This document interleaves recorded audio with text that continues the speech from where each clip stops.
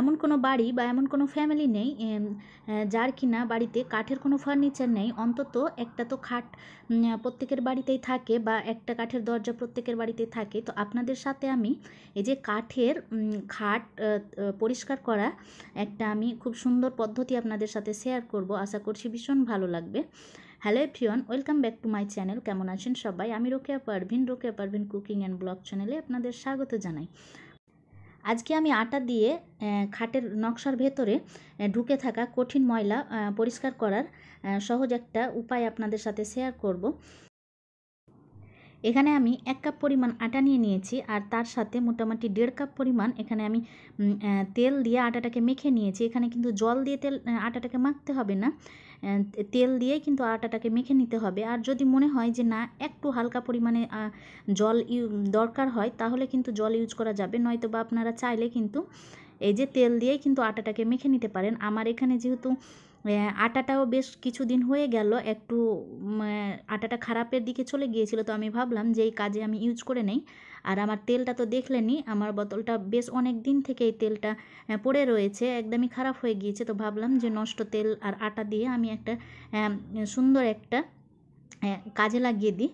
তো যাই হোক, এখানে আপনাদের সাথে আমি আমার খাটটা শেয়ার করছি। বেশ এখানে আমার এই 1 মাসেরও উপরে হয়ে যাবে আমার খাটটা একদমই পরিষ্কার করা হয়নি। আপনাদের সাথে মূলত শেয়ার করার জন্যই আরও আমি খাটটা পরিষ্কার করিনি। তার উপরে তো আমি যেহেতু অসুস্থ ছিলাম, যার জন্য আরও 2টা মিলিয়ে কিন্তু আর আমার খাটটা কোনোভাবে পরিষ্কার করা হয়নি। তো এই তো নোংরা সেই খাটটা আপনাদের সাথে আমি খুব সুন্দরভাবে পরিষ্কার করে দেখাবো আটা দিয়ে কিভাবে ফার্নিচার পরিষ্কার করা হয়। আর ফার্নিচারের কঠিন যে খাঁচে খাঁচে ঢুকে থাকা কঠিন নোংরাগুলো কিভাবে খুব সহজে পরিষ্কার করা হয়, সেটার আপনাদের সাথে শেয়ার করবো আর কি। তো দেখুন এখানে আমি খুব সুন্দরভাবে কিন্তু আপনাদের দেখিয়ে দিচ্ছি কি পরিমাণে কিন্তু আমার খাটটা নোংরা আছে, বা ভেতরে ভেতরে ধুলো বালি অনেক কিছুই ঢুকে রয়েছে। কিন্তু এই যে আটা দিয়ে আমি খুব সুন্দর করেই কিন্তু এখানে আমি খাঁচ থেকে বা এই যে নকশা কাটার ভেতর থেকে কিন্তু আমি ময়লাগুলোকে খুব সুন্দরভাবে বার করে নিতে পারছি। কিছু করতে হবে না, শুধু এই যে আটাটাকে আপনাকে শুধু তেল দিয়ে মেখে নিতে হবে। এখানে আপনারা অনেকে থাকেন যারা কিন্তু খাটের মানে কাঠের কোনো ফার্নিচারকে অনেকে দেখা যায় যে জল দিয়ে পরিষ্কার করে, বা ভেজা ন্যাকড়া দিয়ে বা ভেজা কোনো কাপড় দিয়ে পরিষ্কার করে, যেটা কিন্তু কাঠের জন্য একদমই ক্ষতিকারক। আপনারা মিস্ত্রির সাথে কথা বলে নয়তো বা দেখবেন ওনারা কিন্তু একদমই বারণ করেন কোনো জল দিয়ে এরকম কোনো কাঠের কোনো ফার্নিচারকে পরিষ্কার করার জন্য। কিন্তু আমি এখানে যেহেতু তেল ইউজ করেছি, তেল ইউজ করার জন্য দেখবেন যে আমার খাটটায় কিন্তু আলাদা রকম একটা গ্লেজ দিচ্ছে তেলের জন্য। আর সাথে তো আমি যেহেতু এটা সর্ষের তেল ইউজ করেছি, আপনার এখানে কিন্তু কোনো রকম ঘুণ ধরে যাওয়া বা কোনো রকম পোকা ধরে যাওয়ারও কোনো কিন্তু সম্ভাবনা নেই। আর সরিষার তেল যেহেতু একটা ঝাঁঝালো টাইপের থাকে, তো যার জন্যই কিন্তু পোকা ধরে যাওয়ার এখানে দূর থেকে কিন্তু কোনো চান্সই আসবে না। তো যাই হোক, আর আটাটাতে যেহেতু স্টিকি ভাব রয়েছে, যার জন্য কি ভেতর থেকে খুব সুন্দরভাবেই কিন্তু ময়লাগুলো বেরিয়ে আসছে। আটাটাকে শুধু একটু চেপে ধরে টেনে নিতে হচ্ছে, মানে আর আটা যেহেতু এটা একদমই স্টিকি টাইপের, তো খুব সুন্দরভাবে কিন্তু আপনার খাঁচে খাঁচে আটাটা ঢুকে যাচ্ছে। দেখুন কি পরিমাণে নোংরা হয়ে গিয়েছে এই আটাটুকু। একটা কথা জানেন, আমি না এই কাজগুলো করে নিচ্ছিলাম, এই যে খাটটা পরিষ্কার করে নিচ্ছিলাম, আর একটা কথাই আমার মাথাতে ঘুরপাক খাচ্ছিল যে আমি যদি এই ভিডিওটা আপনাদের সাথে শেয়ার না করি, আমার কিন্তু ভীষণ অন্যায় করা হবে আপনাদের সাথে। আমি যেহেতু আমার লাইফের ভালো মন্দটা হয়তো বা না শেয়ার করলেও আমি আমার ভালো দিকটা আপনাদের সাথে অবশ্যই শেয়ার করি, আমার খুশি খবরগুলো বা আমি আমার যে ভালো কাজটা সেটা অবশ্যই আপনাদের সাথে শেয়ার করতে আমি পছন্দ করি। আর আমি যে এই এত সুন্দর একটা টেকনিক বা একটা পদ্ধতিতে আমি এত সুন্দরভাবে খাটটাকে পরিষ্কার করে নিচ্ছি বা আমার ফার্নিচারগুলো পরিষ্কার করে নিচ্ছি, তো আমারও ইচ্ছে হয় না যে আপনাদের যাদের জানা নেই, আপনারা যদি আমার থেকে একটুও আপনাদের জানা হয় বা আপনারা একটু যদি উপকৃত হন, বা আপনারা যদি এই যে আপনাদের বাড়ির ফার্নিচারগুলো আমার মতো খুব সহজে পরিষ্কার করে নিতে পারেন, তো আমার থেকে আর খুশি হয়তো বা আর কেউ হবে না। তো আমি ভাবছিলাম যে দ্রুত কখন আমার এই যে ভিডিও শ্যুটটা করা হবে আর আমি ভয়েস ওভার করে আপনাদের সাথে শেয়ার করব।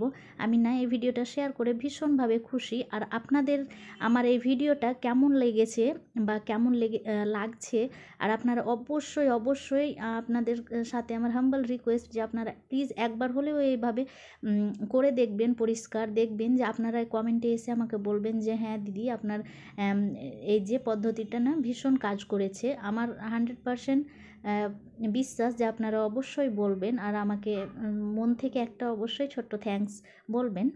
তো যাই হোক, আমি যখন এই কাজগুলো করে নিচ্ছিলাম তো এটাই ভাবছিলাম, আমি ভাবলাম যে কখন আপনাদের সাথে যে শেয়ার করব, আমার না ভীষণ ভালো লাগবে আপনাদের সাথে শেয়ার করে।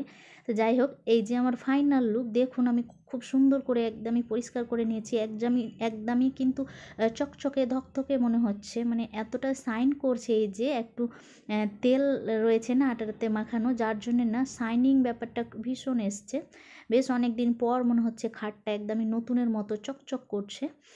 তো ক্যামেরাতে কতটা বোঝা যাচ্ছে জানি না, কিন্তু রিয়েলে আপনারা দেখলে না অবাক হয়ে যেতেন। তো যাই হোক, আপনারা যখন করে নেবেন তো অবশ্যই নিজের চোখেই দেখে করবেন। তো এটার আমি আশাতে রইলাম যে আপনারা অবশ্যই একবার এভাবে খাট পরিষ্কার করে দেখবেন, বা কাঠের কোনো ফার্নিচার থাকলে অবশ্যই পরিষ্কার করে দেখবেন। হয়তো বা যেইগুলো আপনার প্লাইউডের বা আর সামথিং কিছু যদি থাকে সেইগুলোতে হবে কি না অতটাও আমি আমার জানা নেই, বা আমি বলতে পারবো না। কিন্তু আমার যেটুকু অভিজ্ঞতা সেইটুকু আমি কাঠের সাথেই বলতে পারবো যে হ্যাঁ, কাঠের ফার্নিচারে শুধু এত সুন্দর একটা রেজাল্ট আপনারা পাবেন। তো যাই হোক, ওই তো আমার খাটটা যেহেতু হয়ে গিয়েছে, তো এখানে আমার দরজাটাও ভীষণ দিন থেকেই কিন্তু ভীষণভাবে নোংরা হয়ে আছে, কয়েকটা দিন থেকেই। তো আমি ভাবলাম যে সাথে এটাও করে নেই। তো এখানে আমি এখন দরজাটা পরিষ্কার করে নিচ্ছি, আর সেটাও আপনাদের সাথে শেয়ার করছি। এই দরজাতে কিন্তু আপনারা খুব ভালোভাবে বুঝতে পারবেন, কেননা এখানে যে ব্ল্যাকের একটু কালার দেওয়া রয়েছে না, আর ব্ল্যাকের উপরে যে হোয়াইট বা যে ধুলোটা খুব ভালোভাবে কিন্তু বোঝা যাচ্ছে, আর এখানে কিন্তু রেজাল্ট আপনারা খুব ভালোভাবেই পাবেন। তো আপনারা একটু লক্ষ্য করে দেখবেন যে এই যে ব্ল্যাকের মাঝ থেকে কিন্তু ধুলোগুলো উঠে যাচ্ছে, তখন কতটা পরিষ্কার বা ক্লিন দেখাচ্ছে, আপনারাই দেখে বুঝতে পারবেন। তো যাই হোক, এভাবেই না আমি এর আগেও বেশ কয়েকবার করে নিয়েছি, 2-1 বার, কিন্তু আপনাদের সাথে আর কখনো কিন্তু এভাবে ভাবা হয়নি যে আপনাদের সাথে শেয়ার করি।